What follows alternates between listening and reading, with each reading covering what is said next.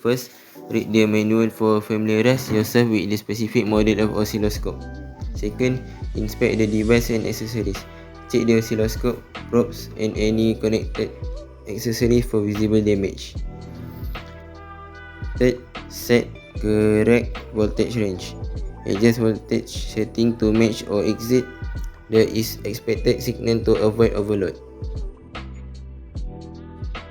During use, avoid touching live circuit or exposed metal part of the probe.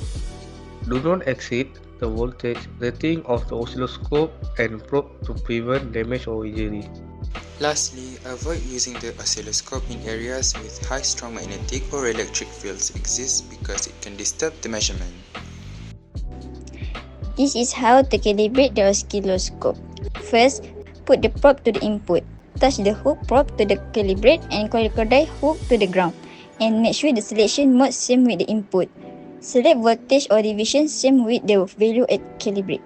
Select time or division 0.5 millisecond to get 1 kHz frequency.